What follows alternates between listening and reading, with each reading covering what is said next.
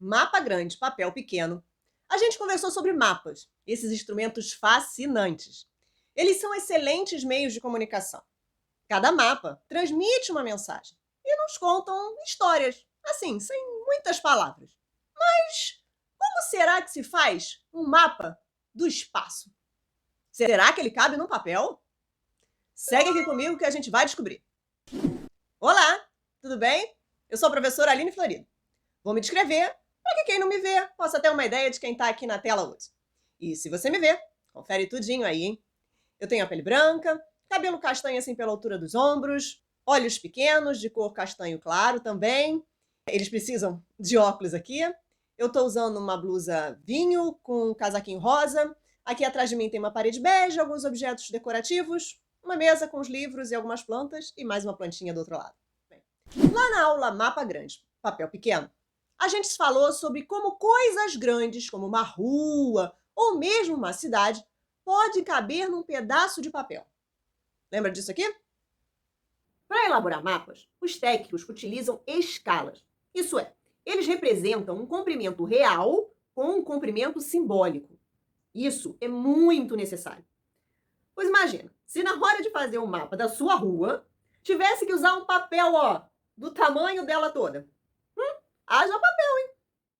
Sabemos que os mapas são reproduções reduzidas de uma determinada área. Mas essa redução não ocorre assim de maneira aleatória, e sim de maneira proporcional. Ou seja, ela guarda uma relação entre as medidas originais e as representações. A expressão numérica dessa proporção é a escala. Esse mapa do bairro da Gávea, por exemplo, foi feita numa escala de 1 para 5.000. Isso significa que cada centímetro no mapa, na vida real, na verdade, vale 5.000 centímetros, ou 50 metros. Para você ter uma ideia do que a gente está falando. Cada centímetro no mapa seria como se estivesse dando 50 passos bem largos. Acho que desse jeito dá para entender o quanto a realidade foi diminuída para caber no papel.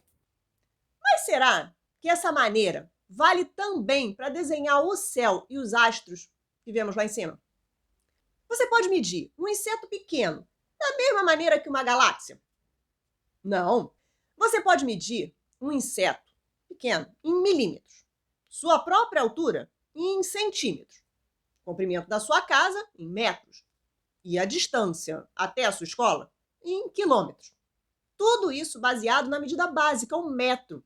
1 milímetro é 1 metro dividido em 1.000 partes. Essa é a medida adequada para medir e representar coisas pequenas. Já o quilômetro é 1 metro multiplicado por 1.000. Ou seja, 1 quilômetro é o mesmo que 1.000 metros.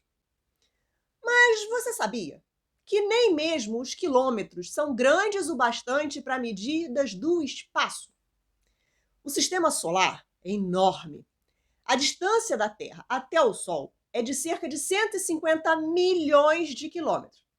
E esse é um número muito complexo para você ficar ali trabalhando com ele. Por isso, foi convencionado, foi acordado que ele corresponderia a uma unidade astronômica, UA. Como objetos no espaço estão muito afastados, é preciso usar medidas especiais para medir as distâncias. Uma das medidas usadas para medir distâncias no espaço é o ano-luz. E isso é 300 mil quilômetros por segundo. Então ela vai longe. Mas isso é assunto para outra aula, tá? O que eu quero te contar mesmo aqui hoje é sobre como essas enormes distâncias são representadas.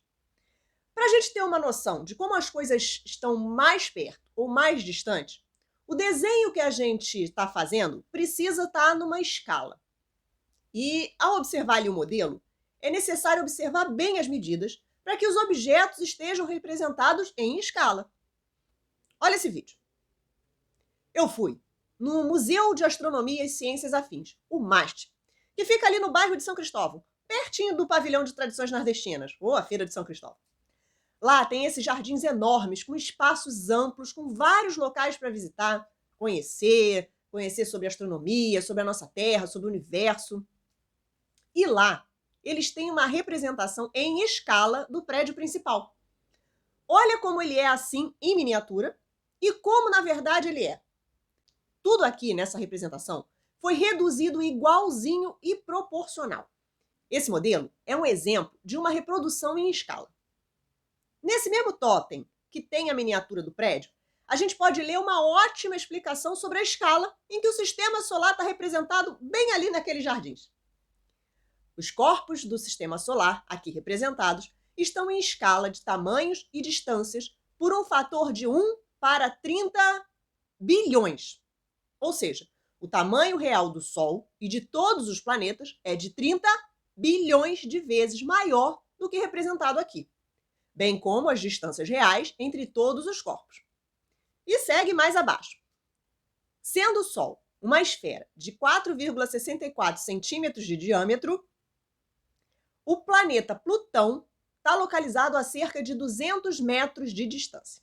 E aí, só para atualizar uma informação, Plutão não é mais considerado um planeta por conta de alguns ajustes que os cientistas fizeram em 2006, ali na classificação de planetas, tá bom? Mas ele não mudou de lugar por causa disso. Só mesmo a classificação dele é que mudou. Ele agora é um planeta anão. Então, escala e a distância permanecem. Para você ter uma ideia dessas distâncias, aí estão alguns professores aqui do Rio Educa na TV, que foram comigo, e o Márcio, o astrônomo responsável lá do MAST. Ele é o Sol. A seguir, estão os demais ao lado dos totem que representam os planetas na ordem ali das suas órbitas no espaço. O professor José Ricardo, em Mercúrio.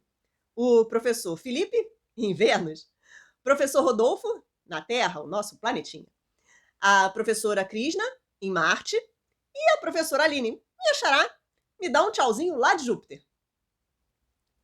Bom, como tudo lá em cima é gigantesco, é complicado você representar as escalas de tamanho e distância ao mesmo tempo.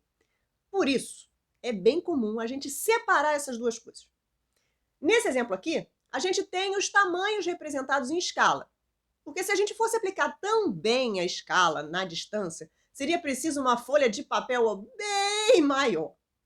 Tipo, para que o Sol fosse desse tamanho aí, a distância seria muito grande. E haja papel, né? A gente viu hoje que representar as coisas em escala nos dá uma ideia melhor da realidade, mesmo que ela seja reduzida. E isso vale para a rua, para a cidade e até para sistemas planetários. Bom, continue acompanhando as aulas por aqui, hein? Fique bem, se cuide, fique atento, hein? Um beijinho, tchau!